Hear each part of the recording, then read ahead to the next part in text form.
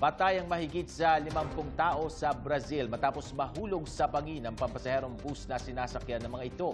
Habang sa Istanbul, Turkey, pinalaya na ng grupong ISIS ang 3 British teenagers matapos mag-bail out o magpiyansa. Yan at iba pang World Report, hatid ni Marge Wamar.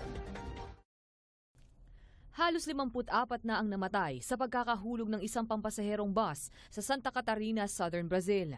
Ayon sa inisyal na investigasyon, nahulog ang bus sa bangin na mahigit 100 metro ang lalim. Sakay nito ang grupo ng Evangelical Christians na papunta sana sa isang pagdiriwang sa Parana. Kawalan ng preno ang tinitignang sanhi ng aksidente dahil sa maayos na lagay ng panahon at kalsada. Samantala, nagpaabot naman ng pakikiramay si President Dilma Rousseff sa pamilya at kaibigan ng mga biktima.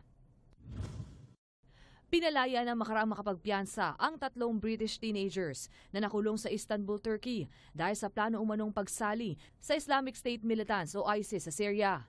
Ayon sa Turkish officials, napag-alaman nilang patungo ang 2 binatang lalaki, edad 17 sa Syria, kasama ang 19 na taong gulang na sospek.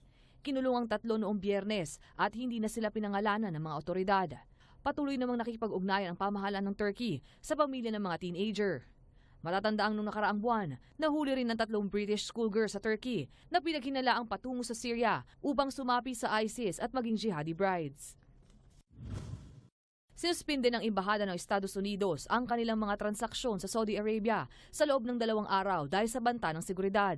Kinansela ang lahat ng serbisyo ng US Embassy sa Riyadh, Jeddah at Dara nito lang linggo hanggang ngayong araw dahil sa mga bantang natatanggap laban sa mga Western oil workers, katulad ng pananakit at kidnapping ng mga teroristang grupo. Samantala, nagbigay naman ng paalala ang embahada sa mga US citizen na mag-ingat at bawasan ang pagbiyahe sa Saudi Arabia. Ako ang inyong kaibigan, Marge Wamar, para sa Newsite.